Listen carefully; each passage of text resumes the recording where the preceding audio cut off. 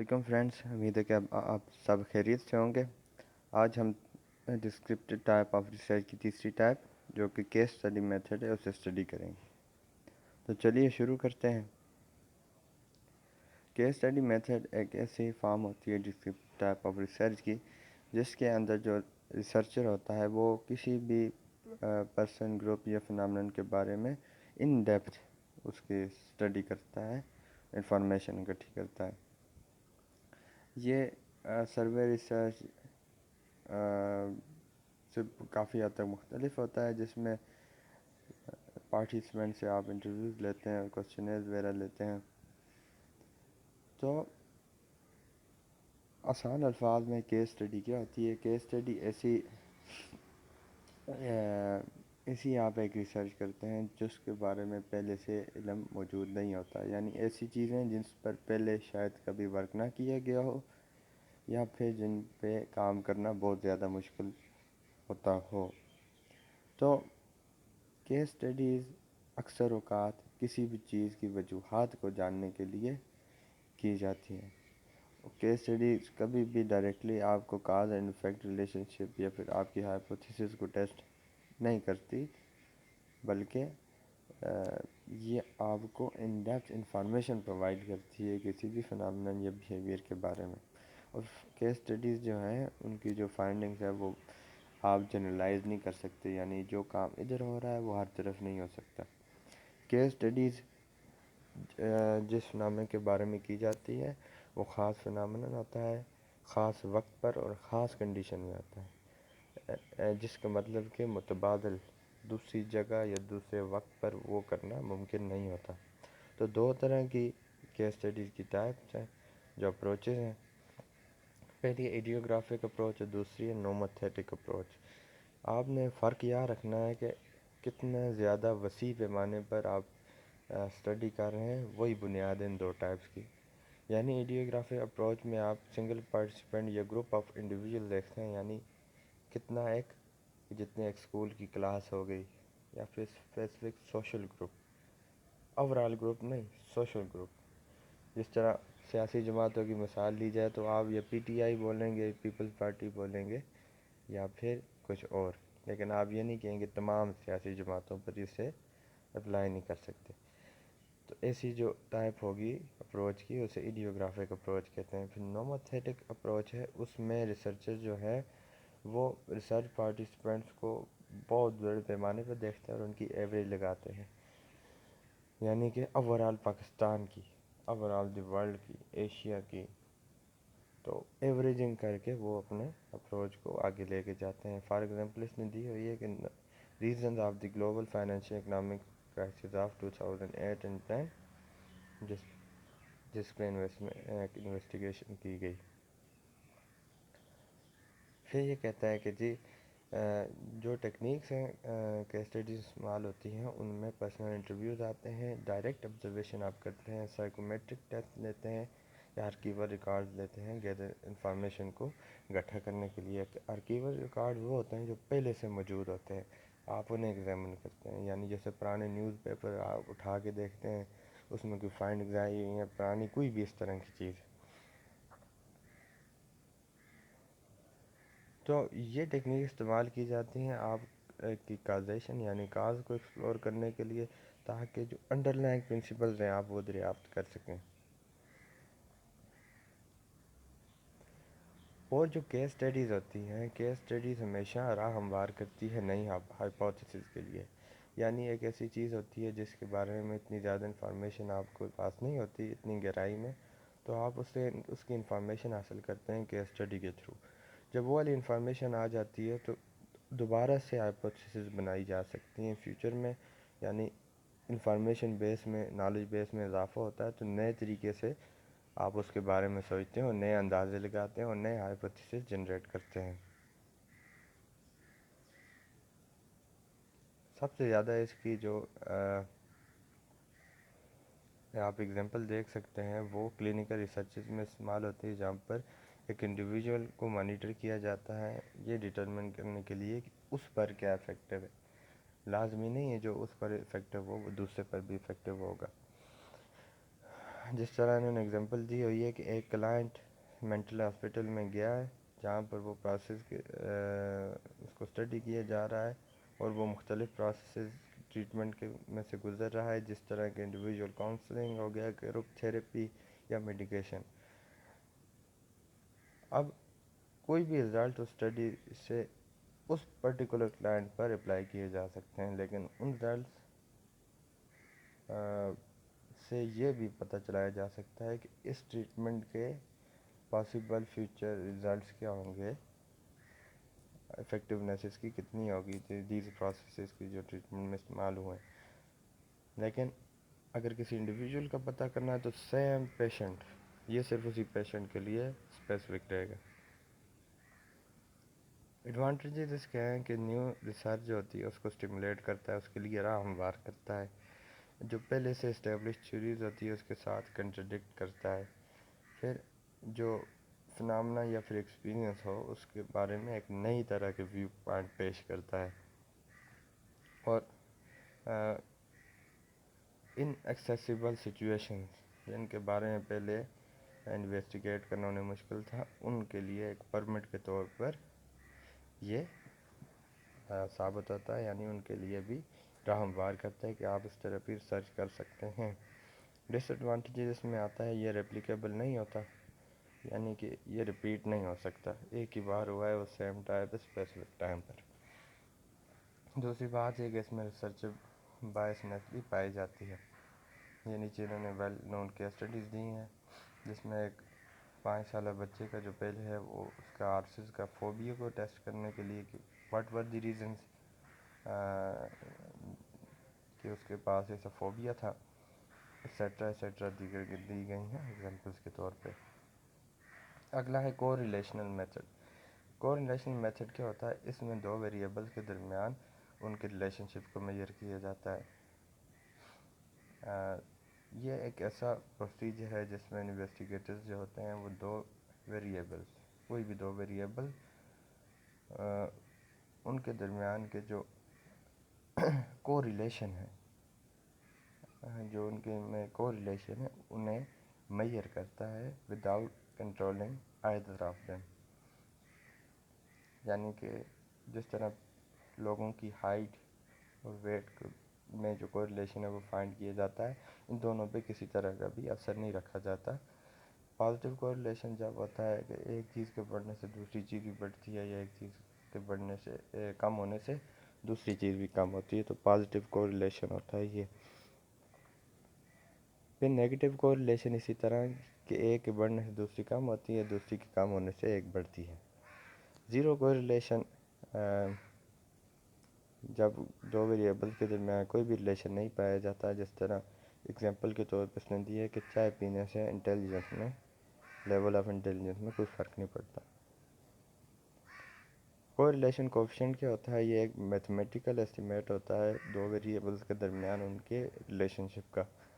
Range ان کی +1 سے -1 تک ہوتی ہے، جو پلس اور مائنس ان کی ڈائریکشن آف ریلیشن شپ شو کرتی ہے، یعنی وہ نیگیٹیو ہیں یا پازیٹیو ہیں، اور جو ان کی ویلیو ہوتی ہے وہ ان ریلیشن شپ کا میگنیٹیوڈ شو کرتی ہے۔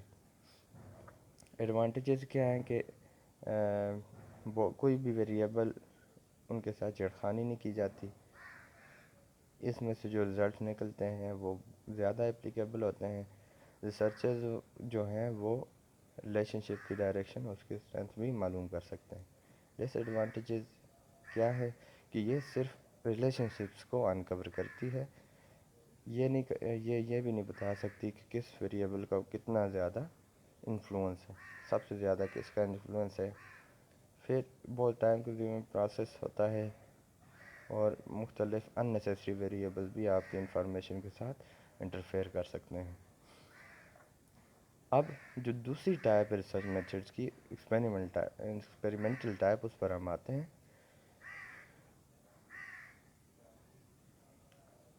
اب ایکسپیریمنٹل ریسرچ میں کیا ہوتا ہے کہ ایک ہائپوتھیسس کو ٹیسٹ کیا جاتا ہے اور اس کی وجہ اسٹیبلش کی جاتی ہے دو ویریبلز، یعنی انڈیپینڈنٹ ویریبل اور ڈیپینڈنٹ ویریبل کو رکھ کے کسی بھی کنٹرولڈ انوائرمنٹ کے اندر۔ انڈیپینڈنٹ ویریبل وہ ہوتا ہے جس کے ساتھ آپ چھیڑخانی کرتے ہیں، اور ڈیپینڈنٹ ویریبل وہ ہوتا ہے کہ جس انڈیپینڈنٹ ویریبل کے ساتھ جو چھیڑخانی کی جاتی ہے اس کی وجہ سے جس ویریبل پہ اثر پڑتا ہے اسے ڈیپینڈنٹ ویریبل کہتے ہیں. آسان الفاظ میں جو ایکسپیریمنٹس یہ والے ہوتے ہیں یہ موسٹ پریسائز اسٹڈیز ہوتے ہیں. یہ کاز اور افیکٹ کو معلوم کرتے ہیں، یعنی کس چیز کی وجہ سے کس چیز پر اثر پڑتا ہے. تو کیونکہ اس میں ایک آپ کنٹرول انوائرمنٹ رکھتے ہیں، آپ انوائرمنٹ کو کنٹرول کرتے ہیں لیب کے اندر، پھر آپ ویریبل لیتے ہیں اور انڈیپینڈنٹ ویریبل کے ساتھ چھیڑخانی کرتے ہیں، یعنی اس میں چینجز لاتے ہیں جس کی وجہ سے ڈیپینڈنٹ ویریبل میں چینجنگ آتی ہیں. تو اس طرح آپ اپنا یہ ایکسپیریمنٹ کیری آؤٹ کرتے ہیں. لیکن چونکہ یہ ایک کنٹرول انوائرمنٹ میں کیا جاتا ہے یہ ایکسپیریمنٹ، تو ریئل لائف میں اس کی اپلیکیبلٹی بہت لو ہوتی ہے.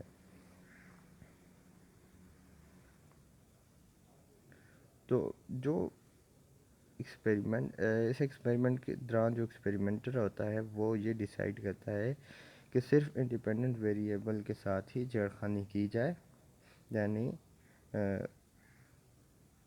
ایسے ویریبل کے ساتھ چھیڑخانی کی جائے جس کی وجہ سے جو ہم ویریبل میجر کر رہے ہیں اس پہ اثر پڑے. تو کوشش یہ کی جاتی ہے کہ صرف ایسے ویریبل کو ہی انڈیپینڈنٹ ویریبل سمجھا جائے جس کی وجہ سے ڈیپینڈنٹ ویریبل پر اثر پڑے گا، یعنی جسے اثر نہیں پڑتا اسے انڈیپینڈنٹ ویریبل نہیں رکھا جاتا. اس کے کی پوائنٹس کیا ہیں؟ پہلے تو کاز اینڈ افیکٹ ریلیشن شپ ہے کہ ایک کو بڑھائیں گے تو دوسرا ایک ساتھ تبدیلی لائیں گے دوسرے میں بھی تبدیلی آئے گی. فار ایگزامپل انہوں نے دیا ہوا کہ مائی اگر اسکول لیٹ جاتی ہے تو اسے ریسیس ٹائم وہ لوز کر جاتی ہے، یعنی بینگ لیٹ ٹو اسکول یہ وجہ ہے، اور اس کا افیکٹ کیا ہے کہ وہ ریسیس ٹائم لوز کرتی ہے، یہ اس کی کاز ہے. ڈیپینڈنٹ ویریبل آپ کو بتا چکا ہوں، انڈیپینڈنٹ ویریبل بھی آپ کو بتا چکا ہوں جس کو میں چینجز لائی جاتی ہیں. ایکسٹرینیس ویریبل کیا ہوتا ہے؟ ایکسٹرینیس ویریبل وہ ویریبل ہوتے ہیں جس کو ریسرچر چاہتا ہے کہ اس کو کسی بھی اثر سے بچایا جائے ایکسپیریمنٹ کے دوران. کوئی بھی ایسا ویریبل جس کو آپ انویسٹیگیٹ نہیں کر رہے ہوتے لیکن وہ پوٹینشلی آپ کے آؤٹ کمز پہ، آپ کی اسٹڈی کے جو آؤٹ کمز ہوتے ہیں ان پہ اثر انداز ہو سکتا ہو، ایسے ویریبل کو ایکسٹرینیس ویریبل کہتے ہیں. اگر انہیں کنٹرول میں نہ رکھا جائے، ان پر دھیان نہ دیا جائے تو یہ آپ کی کنکلوژن جو ہیں ان میں انیکوریسی پیدا کر سکتے ہیں. اس وجہ سے انہیں بھی فوکس میں رکھنا بہت ضروری ہوتا ہے. ایکسپیریمنٹل ریسرچ میتھڈز کون کون سے ہیں؟ یعنی اس میتھڈز کی اور ہم ذرا گہرائی میں جاتے ہیں سائیکالوجی میں.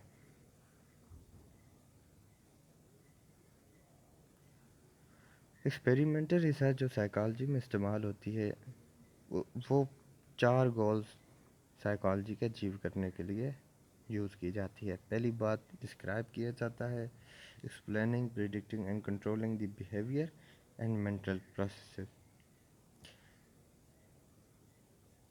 جو سائیکالوجسٹ ہوتا ہے وہ ایکسپیریمنٹل ریسرچ کو اپنے ہائپوتھیسز کو ٹیسٹ کرنے کے لیے اور ویریبلز کو میئر یا مینیپولیٹ کرنے کے لیے استعمال ہوتا ہے. ایک کنٹرول انوائرمنٹ اس میں کریٹ کی جاتی ہے جس کے اندر ریسرچر جو ہوتا ہے وہ انڈیپینڈنٹ ویریبل کے ساتھ چھیڑ خانی کے ایفیکٹس کو دیکھتا ہے. وہ ایفیکٹس اس پہ آتے ہیں ڈیپینڈنٹ ویریبل پر. فار ایگزامپل اس میں بتائی ہوئی کہ بچوں پر ویڈیو گیمز کے اثرات ان کے اگریشن کے بیہیویئر پر.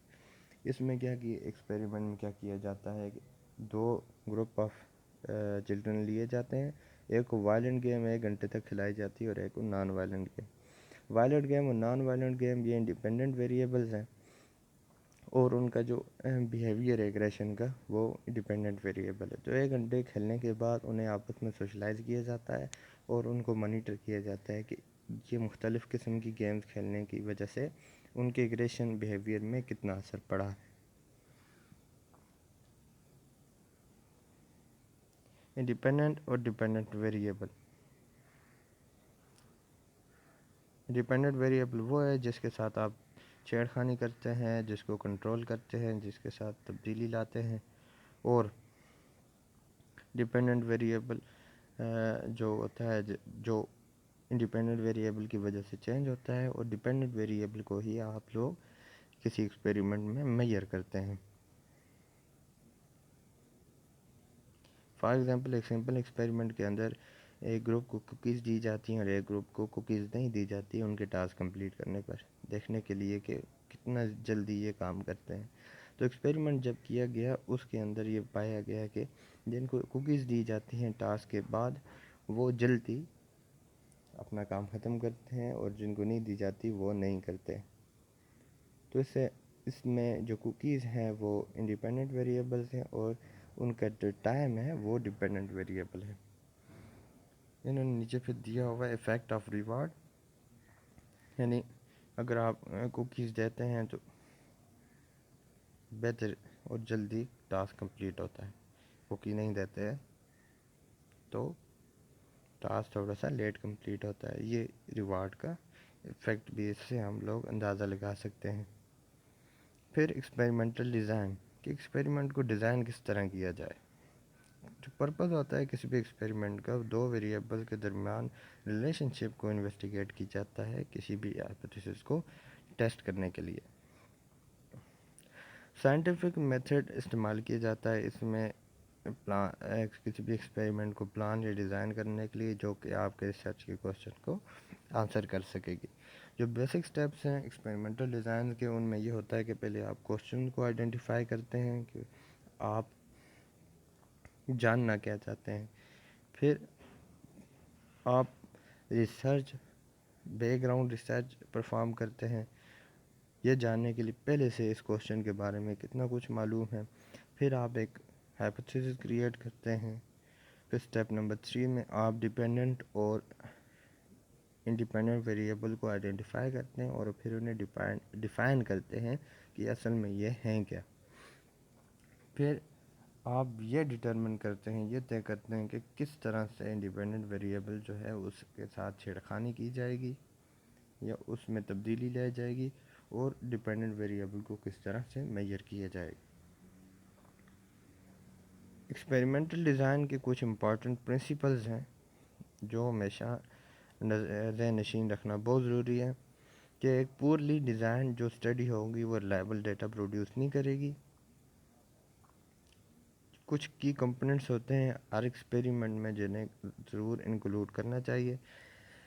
نمبر 1 جو ہے وہ ہے the inclusion of a comparison group, جسے کنٹرول گروپ بھی کہا جاتا ہے۔ نمبر 2 ہے یوز آف رینڈم اسائنمنٹ، اور number 3 effort to eliminate biases.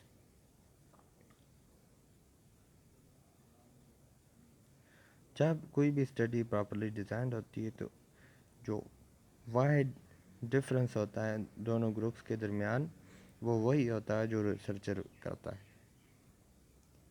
اب پہلے ہم دیکھتے ہیں تھوڑے ڈیٹیل میں کنٹرول گروپ کیا ہوتے ہیں۔ کنٹرول گروپ ایسے ایک ایکسپیریمنٹ کا گروپ ہوتا ہے جس کے ساتھ کوئی بھی چھیڑ خانی نہیں کی جاتی، اس کی اسی طرح سیٹنگ میں رکھا جاتا ہے، کسی بھی انڈیپینڈنٹ ویریبل کو اس کے ساتھ نہیں چھیڑا جاتا ہے، تاکہ یہ دیکھنے کے لیے کہ اگر ان کے ساتھ چھیڑ خانی نہ کی جائے ان کا بیس جو بیہیویئر ہے یا پھر ان میں جو ریلیشن شپ ہے وہ کیا ہے۔ تو جب کنٹرول گروپ موجود ہوتا ہے ایک ایکسپیریمنٹل گروپ بھی آتا ہے۔ ایکسپیریمنٹل گروپ میں آپ چھیڑ خانی کرتے ہیں اور دیکھتے ہیں کہ بھائی اگر ان کے ساتھ چھیڑ خانی کی جاتی ہے تو ان میں کیا فرق پڑتا ہے۔ تو کنٹرول گروپ جس میں چھیڑ خانی نہیں کی جاتی تو اس میں کیا ہو رہا ہے، یعنی کہ ان کے جو بیس لائن بیہیویئرز ہوتے ہیں دونوں گروپس کے وہ سیم ہوتے ہیں۔ اگر ان کے رزلٹ بیہیویئر میں فرق پڑتا ہے تو اس کا یہی مطلب ہوتا ہے کہ آپ ایکسپیریمنٹل گروپ کے ساتھ جو آپ نے مینیپولیشن کی ہے اس کی وجہ سے رزلٹس میں ڈفرینس آیا ہے۔ تو اس کو کنٹرول گروپ اس لیے استعمال ہوتا ہے تاکہ یہ دیکھا جا سکے کہ کوئی بھی رینڈم ویریبل ایسا نہیں ہے جو کہ آپ کی بیہیویئر کو انفلوئنس کر سکتا ہو. جس طرح کہ ایک مثال کے طور پر ایک گروپ کی جو پرفارمنس لیول ہے وہ چیک کی گئی زیادہ لائٹنگ میں، تو اس ایکسپیریمنٹ کے دوران یہ دیکھا گیا کہ ان کی زیادہ لائٹنگ میں انہوں نے بہتر پرفارم کیا، لیکن اس کی وجہ یہ تھی کہ انہیں معلوم تھا کہ انہیں آبزرو کیا جا رہا ہے. اگر سیم ٹائم پر ایک جو کنٹرول گروپ ہے اسے بھی رکھا جاتا جس کو نہ پتہ ہوتا بالکل بھی کیا ہو رہا ہے، جس کو آپ کوئی بھی تبدیلی نہ دیتے، لائٹ نہ دیتے، تو آپ دیکھ سکتے کہ شاید جو لائٹننگ کا افیکٹ ہے وہ کسی اور طرح کا ہوتا. دوسری جو ہے رینڈم اسائنمنٹ. رینڈم اسائنمنٹ میں یہ ہوتا ہے آپ کسی بھی پارٹیسپینٹ کو کوئی بھی رینڈملی کوئی چیز دے دیتے ہیں، رینڈملی کوئی کنڈیشن دے دیتے ہیں. یہ نہیں سوچتے کہ یہ اس ایج کا بندہ ہے تو اس کو یہ کام دیا جائے، یہ اس ریس کا بندہ ہے اس کو یہ دیا جائے. یعنی کہ رینڈملی آپ سب کچھ ایک ایکسپیریمنٹ کے اندر انہیں اسائن کرتے ہیں تاکہ اور ریئلسٹک لگے.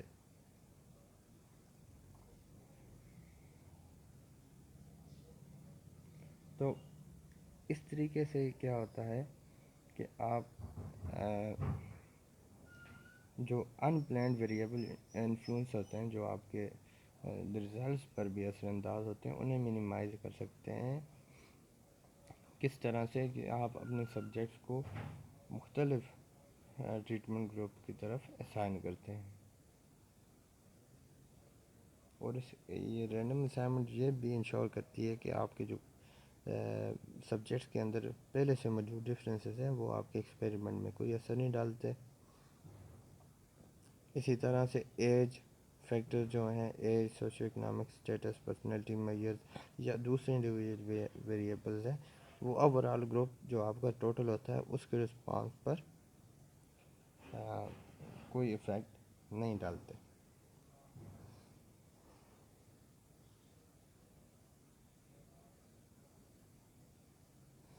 بلائنڈنگ اینڈ ایکسپیریمنٹل بائس.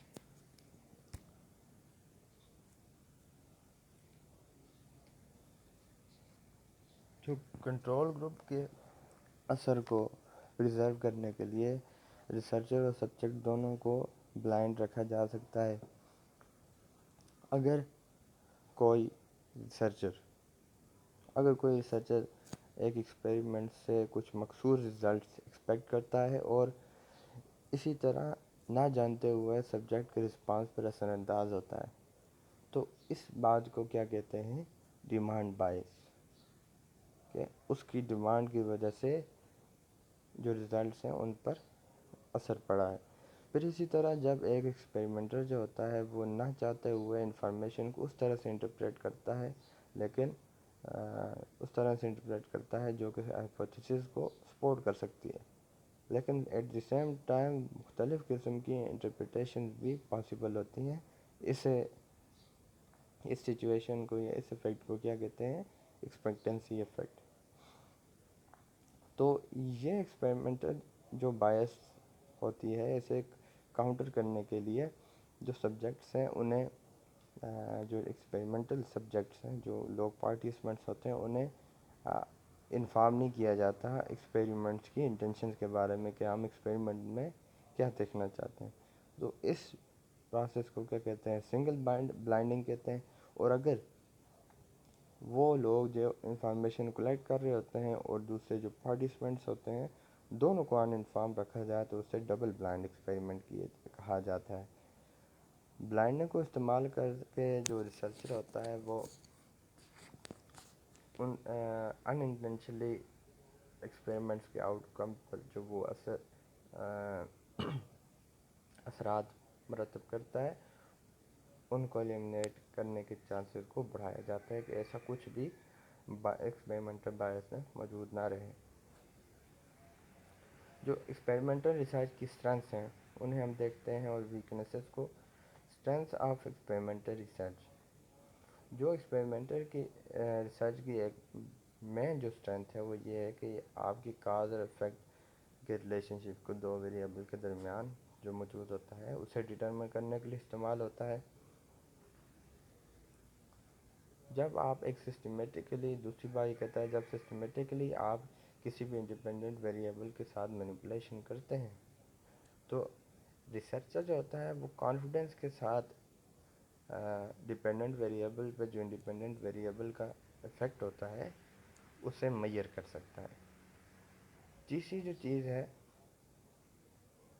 کہ جو ایکسپیریمنٹل ریسرچ کی جو اسٹرینتھ ہے یا پھر ایڈوانٹیج آپ کہہ سکتے ہیں وہ یہ ہے کہ آپ اس کی جو ابلٹی ہوتی ہے کہ پارٹیسپینٹس کو ڈفرینٹ کنڈیشن اسائن کی جا سکتی ہیں تھرو رینڈم اسائنمنٹ. جو ہم نے پڑھا ہے کسی کو بھی کوئی کسی جگہ جا کے آپ اسے پلیس کر دیں کوئی ٹاسک دے دیں اس ایکسپیریمنٹ میں.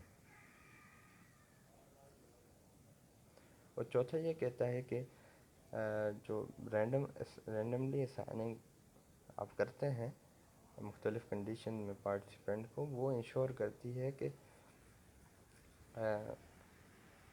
مطلب کہ جتنا چانس ایک ہوتا ہے اس کنڈیشن میں جانے کا اتنا ہی دوسرے کو ہوتا ہے. صرف چانس کی بنا پر آپ ایکسپیریمنٹل گروپس کو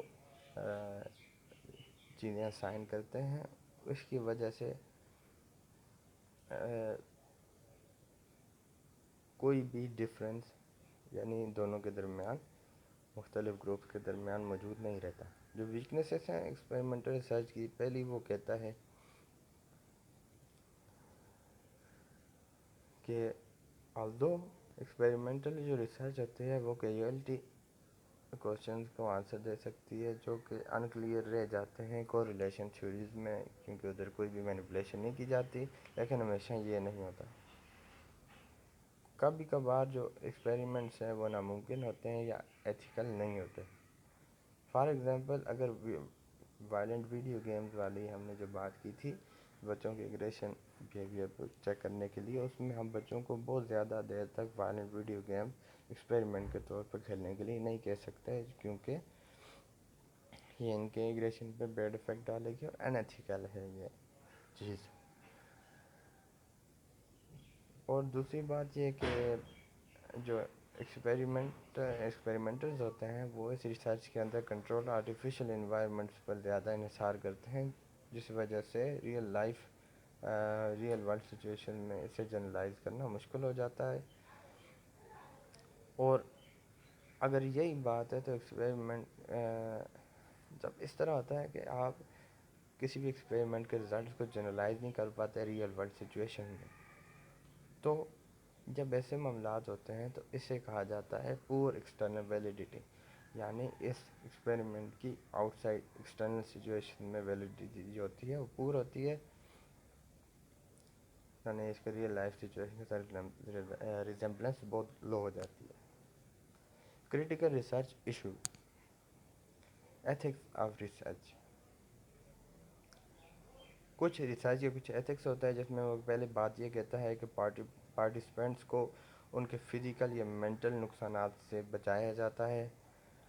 پارٹیسپینٹس کے پاس یہ رائٹ ہوتا ہے کہ ان کے بیہیویئر کو پرائیویٹ رکھا جائے اور اس چیز کی یقین دہانی کی جاتی ہے جو پارٹیسپینٹ ریسرچ میں آ رہا ہے وہ والنٹری آ رہا ہے اپنی مرضی سے آ رہا ہے. اور بہت ساری اس بات کی ضرورت ہوتی ہے کہ آپ پارٹیسپینٹ کو پروسیجرز کی نیچر کے متعلق ساری انفارمیشن دیں کہ کس طرح کے پروسیجرز ہوں گے بیفور جوائننگ دی ایکسپیریمنٹ. جو ایک کی ایتھیکل پرنسپل ہے سائیکالوجسٹ کا وہ ہے انفارمڈ کنسنٹ.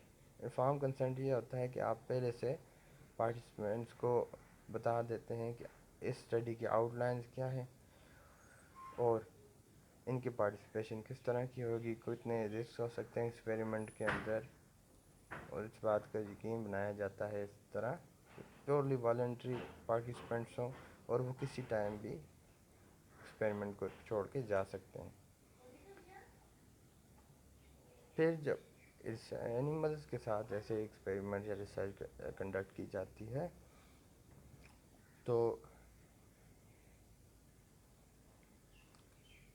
اینیملز یہ کہتا ہے کہ اینیمل ریسرچ ہوتا ہے وہ سائیکالوجی کے اندر ایک وائٹل رول پلے کرتا ہے مختلف بیسک سائیکولوجیکل پروسیسز کو ڈسکور کرنے کے لیے، جو کہ لیونگ